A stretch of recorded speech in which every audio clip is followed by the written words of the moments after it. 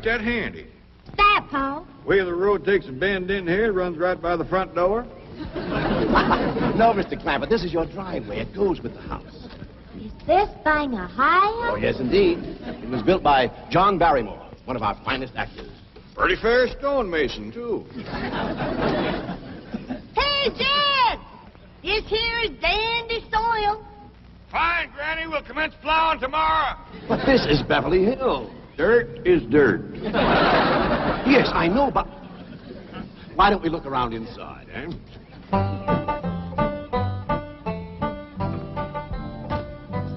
Well, here we are.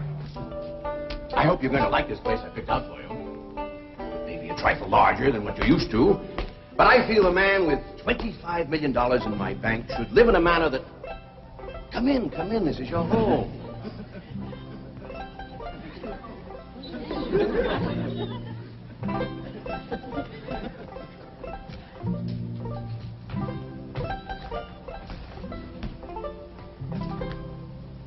As I say, it may be a bit more than you're used to, but I'm sure you'll be comfortable. Now, my secretary will be over right away to help you with the hiring of servants or whatever problems you may have. She's a very efficient girl, Miss Hathaway. Jed? Jed? Jed? You and Jethro fetching my stove so I can get some victuals to cook in? You have a beautiful stove. Thank you. Fetch it in, Jed. You scare up some wood, Ellie. No, I mean you have a stove already installed in the kitchen. Where's that? I'll show you. Excuse us. Ellie, you go with Granny. She'll still need you to fetch some wood. Sure, Pa. Uncle Jed, guess what? There's a whole nother house up here. Jethro, come down from there. Like as not that belongs to somebody else. Darn. This is your kitchen. Oh, and here's the stove. The last word in food preparation. And speaking of food, you'll find everything you could possibly want stored right in here. See? Huh? Well, I'll leave you ladies to your culinary delights. Au revoir. Bon appetit.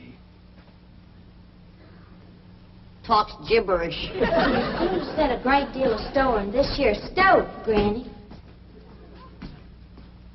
Well, we'll see. Ellie, you run out and fetch some wood. I'll get a fire to going in here and we'll see. Jethro, I hope it's all right for you to be missing school. Oh, sure, Uncle Jed. They ain't straight in the 5th grade. You in the 5th grade already? Starting this year. It don't seem like no time at all since I went with your ma to get you started in the 1st grade. You was 6 years old. No bigger than that. We drove clean over to Oxford so you could go to the same school your pa went to.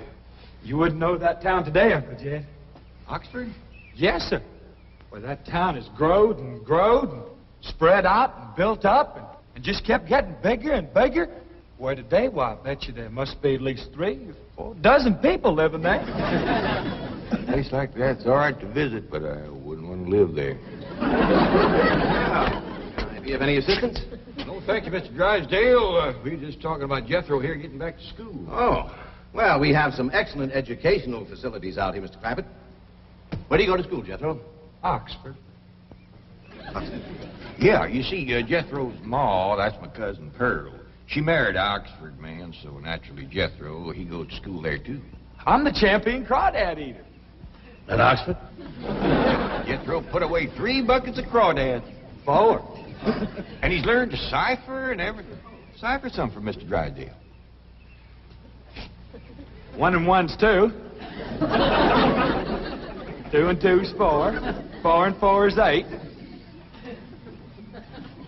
I have to take off my shoes to get any further than that. Never mind. I'm sure we're thinking of 2 different Oxfords. You see, there's one that's very, very famous and very old. That's where Jethro goes to school. Been there since pioneer days. That's how come it got its name. It's where the oxen used to ford the river. So folks took to calling it oxen ford, and later on it got shortened to Oxford. Well, I'll be running. Oh, by the way, here are your keys.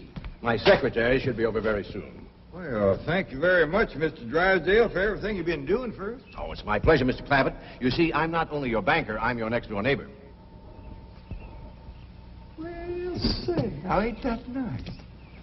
Well, now, why don't you bring your missus over tonight for supper, and I'll have Granny womp up a mess of grits and hog jowl. Well, you see, right now my wife is in Boston. Well, that's too bad. When'll she be back? Not too soon, fortunately. I'll see you later. Well, thank you, Mr. Drysdale. So long. Uncle Jed, you reckon one of these days I can have me a little bitty old taste of Granny's moonshine? Now, Jethro, you know the family rule about Granny's moonshine? You get your first taste on your wedding day and not before. Well, Uncle Jed, that might be an awful long time. I ain't even got me no sweetheart. How come? Why, back home, every time I get me a girl, one of them there big fellas would take her right away from me. Maybe out here in Beverly Hills. Paul, could I please have the axe? I gotta split some wood for Granny. Fetch it, Jethro. Ain't this place got a wood pile? Not that I can find. But I found a whole row of black old dead tree trunks, pretty near as high as this height. Is it kind of big for you to tackle? Well, shucks, no, Paul. They're only this big around, and all trimmed and topped and strung together with the black rope, so as no matter which one you cut, the others keep it from falling. Somebody had a right smart idea there. Just the same, I think I'd rather have Jethro do the cutting. Oh, Paul, let me. Ah, cutting trees and chopping logs ain't no work for a girl. I'm just as strong as Jethro. You ain't neither. I am so. You ain't neither. I am so, too. You want to wrestle? Darn too. Now, here. That ain't no fair fight. Somebody's gonna get hurt. Now, yeah, you see, you're getting too rough. Jethro. A person can get crippled from a hold like that. Get up from there. I can't, Uncle Jed. You turn him loose and get up from there before I take the strap to the boot.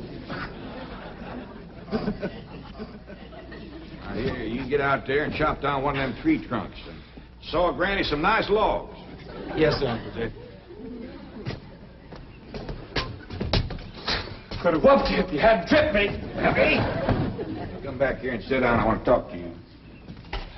Whooped him fair and square, and I'll do it again. You won't. That's what I want to talk to you about. Elly May,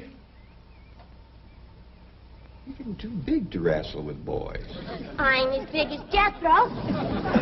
Big that way, I mean, growed up. You're a young lady now.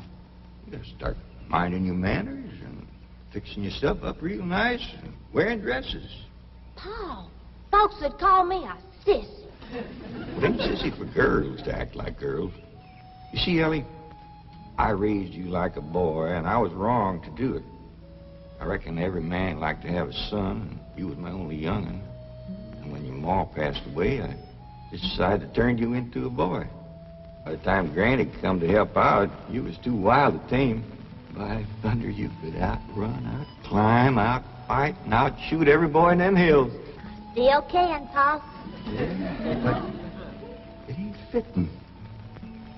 It ain't right for folks to go against nature. Now look at old Duke. Reckon we could turn him into a cat? Of course not. That's right. Because nature made him into a dog. It's the same way nature made you into a girl. Here lately, she's getting more and more positive about it. You mean my ears is grown? No, nothing like that. You're pretty. Oh, Paul. I know you don't like it when I say that, but you like it when the young fellas around here come in saying it, and they will. Only they'll probably be using words, fancy words I won't even understand. But Elly May, ain't nobody can ever tell you how pretty you really are except me.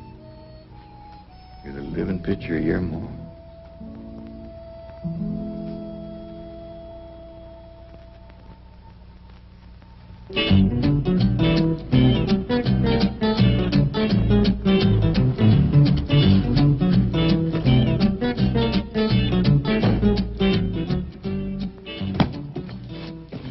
You still here? here? I thought you were going up to the Clampett estate. I didn't think it prudent for us both to be absent simultaneously. In the event of crises... The only crises you have to worry about right now is keeping Mr. J.D. Clampett happy. Now get up there. Tell me, how did you like the flamingos?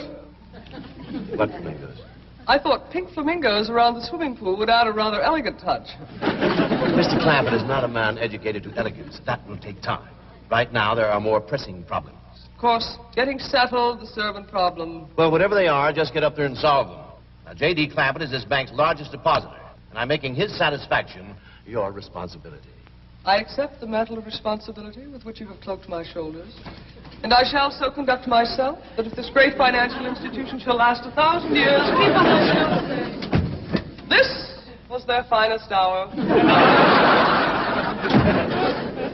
Handy wood, all right.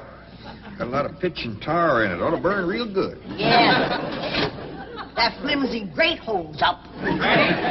Granny, this is top of that tree trunk. You want I should split it up too? No, just leave it outside. Yes, sir. This place ain't even got a wood box. Yeah, folks don't need much wood out here. Remember what Pearl says? It don't get cold. Yeah, I remember. It might not get cold in the day, but it sure freezes solid at night. How you know? I show you how I know. Every bit of food in this here storage bin is frozen harder than a rock. Yes. Look.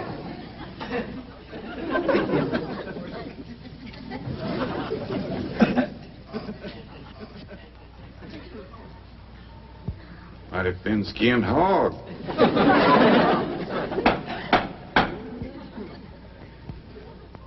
But I'll be doggone. Take me 2 days to thaw out that ham before I can ever cook it.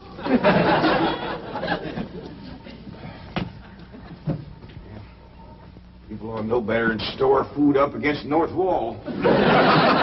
Why, we'll dig us a root cellar and we put all this stuff in it.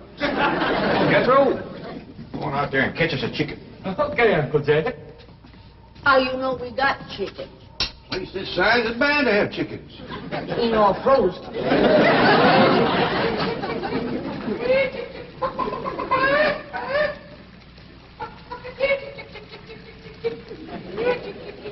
Chick, chick, chick, chick, chick, chick, chick.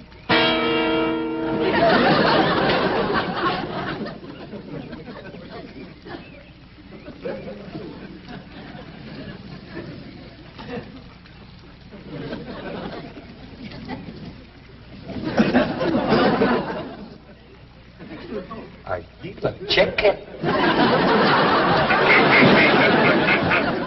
Here's that bucket. You want it? You take it, Ellie. See if you can find a creek. I gotta have some water. You want a pump on this place? It ain't even got a well. Uncle Jed, Uncle Jed. Yeah, boy, did you find a chicken? I found something. I ain't sure if it's a chicken, a goose, a duck, or what. Where is it? I couldn't catch it. That thing can outrun a jackrabbit. There ain't no goose or duck. Must be a chicken. If it is, Ma was right about things growing bigger out here. That thing was this high. A chicken? Ah, Jethro. Honest, it's got legs this long. Dibby's on the drumstick. Drumstick ain't much. Whoever gets that neck is eating from now on. It commences here and runs plumb up to here. Jethro, you ain't forgot what I said about Granny's jug of liquor. I ain't been to Granny's jug. You have your in first. Honest, cross my heart. Where'd you see this chicken? Down by the cement pond. Cement pond. Uncle Jed, that pond is the fanciest thing you ever did see. Why, they are steps. So's the cattle can walk right down into it and get a drink. And up at one end, there's a lady standing there made out of rock. And she's a-pouring water out of a jar right into that cement pond. Oh. Well, that's how come that big old pink chicken to get away from me. Flew right over the top of that there rock lady, landed in that pond, and swam like an otter. Just flapping them big old pink wings and hollered. What color did you say that chicken was? It's pink. Ain't I told you that stuff would stunt your growth? Miss Granny, I didn't touch a drop. You and me is going to the woodshed. Jethro, you swear to be telling the truth? So help me, Jefferson Davis. You take your hat off when you speak of the president. He ain't president no more. my kitchen. Now, Jethro, you and me is going back out there and corner that chicken.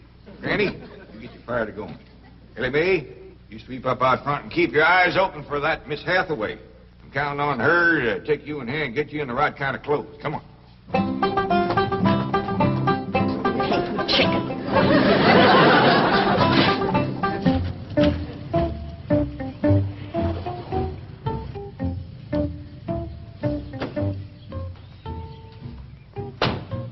You there, young man? I ain't a young man, but I sure do thank you for thinking so. Good heavens, you're a girl. Yeah. I'm Jane Hathaway, executive secretary to Mr. Drysdale. And you, I take it, are a domestic of some sort? Cleaning girl, housemaid? Just what are your duties with Mr. Clampett? Well, he sent me out here to sweep up. But he said you'd take me in hand and get me in the right kind of clothes and everything. Indeed, I shall. We have a complete servant's wardrobe from chef to chauffeur. Come with me. What in the name of Thomas Chippendale is this? Has Mr. Clampett seen this disgraceful and unsightly mound of debris? Oh, yes, ma'am. This is all his. Oh, what charming antiques. Just like you said, Jethro. Rock lady pouring water into a cement pond. Yes, sir. And over there's where I seen that great big pink chicken. Only thing is, it don't sound like a chicken. It makes a kind of hollering noise.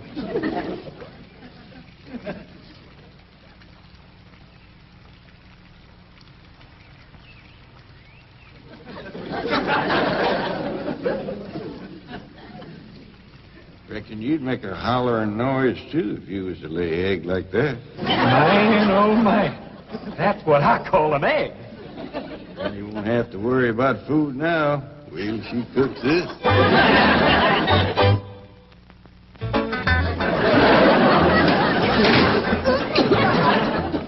That flame city stove don't draw worth nothing.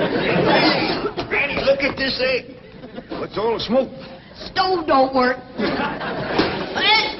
Probably just a stuffed-up flue. Ain't got a flue. Ain't even got a stovepipe. Well, I'll get the shovel and a hoe and rake it out of there. Here, you keep this egg.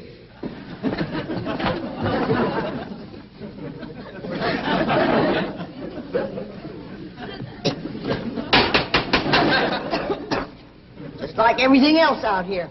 Froze solid.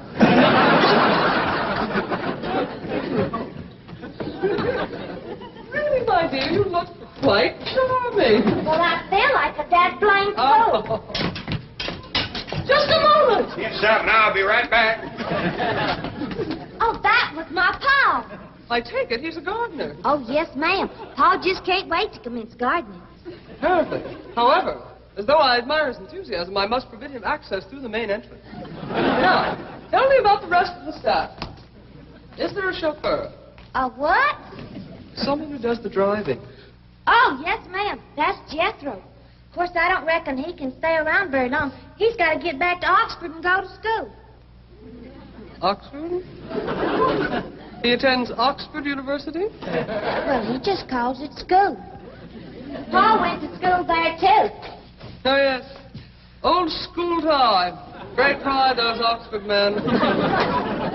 Sorry I couldn't stop before. Granny was having trouble in the kitchen. Pa, do I have to wear this here stuff that Miss Hathaway... No, there can be no appeal from Mr. Clampett's orders. Thank you, ma'am. Glad to see you taking a firm hand. Elly May, that's right pretty. Makes you look taller. She's got me walking on pegs. We'll run in and show Granny. And get rid of those old clothes, dear.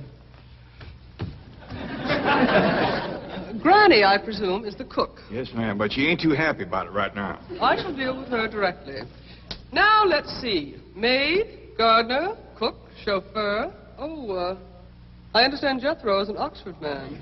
You bet he is. I'm quite anxious to meet him. Don't blame you. Fine-looking young feller. Single, too. And he's on the lookout for a girl. I am only interested in the intellectual rapport which I would naturally have with an Oxford man. I presume you went to Eton as a boy. If I know Jethro, he went to Eton the minute he was born. Yes, of course.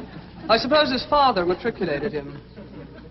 I kind of think maybe it was his ma. Oh, well, no matter. At any rate, He's an eating man. That he is. Matter of fact, Jethro won the eating championship. Oh, marvelous. What was he champion of? Eating. Yes, I know. But what was it? Cricket? Oh, no, it was crawdad. I don't think even Jethro would eat crickets. I was referring to the game of Kid, Kid, where's the axe? I bet you, Granny, you talk to Miss Hathaway. And just why does Cook need an axe? I've hit this with everything I could lay a hand to. I even whomped it with an iron skillet. You are supposed to hit it with a croquet mallet. All right, where is it? I don't think I'll tell you. There is a time for work and a time for play. Now then, what are we cooking for Mr. Clampett? Well, I don't know what you're cooking him, but if he wants any victuals from me, somebody better shoot a possum. Possum? You got a better idea? But of course, a nice big fluffy souffle. All right. You shoot it and you skin it. You don't even know what a souffle is. What kind of a cook are you? I'm a cook with a stove that don't draw, food that's froze solid, chickens that can't be caught, eggs that can't be broke, and a smart alecky city woman telling me my business. That's what kind of a cook I am. Mind your tongue, little woman. I can have your job. You sure can, and the sooner the better. Jethro's coming, and just wait till you see what he's got. Thank heaven. Now I can have an intelligent conversation. Look, Granny, I caught that big chicken. I hope it ain't as tough as its egg. That is a flamingo. Oh, no, ma'am. That's my nephew, Jethro. Jethro, say hello to Miss Hathaway. Howdy, ma'am. That's the big dangest chicken you ever did see. You go to school at Oxford? Yes, ma'am. I'm in the 5th grade. Stop bragging and wring that chicken's neck. Elly May! No, stop, you barbarian. Don't harm one feather of that beautiful bird. I've taken just about as much as I'm going to take from you. Yeah, Granny. Elly, you get the fire going under the big kettle outdoors. Young lady, where is your maid's uniform? I ain't going to work. Oh, yes, you are. No, I ain't. Oh, yes, you are, if I must subdue you forcefully. I wouldn't try Hey, that. no! No! Tried to tell you. I'll settle on her, Elly. You get the fire to go. Now, here, Granny. Come on, let her up. Get off of her. You are discharged! All of you! That! Fired! I am the most incompetent, insubordinate, belligerent group of domestics it has ever been my misfortune. Hathaway! Ah, Chief! You're just in time to help me take disciplinary action. You're fired. I've already told them. Not them, you. These people are the Clampetts. Clampett? Yes, that's right. Now go back to the office and pick up your severance pay. You're through. Now, Mr. Drysdale, hold on a spell. I reckon there's been a kind of a misunderstanding. But this little lady's been a right big help to us. Why, she fit in just like one of the family. Matter of fact, her and me is going out hunting. Ain't that right, Miss Hathaway? Yes, indeed. Yeah. Jethro, you can take that pink chicken back out to the cement pond. We're going out and shoot us a nice big fluffy souffle.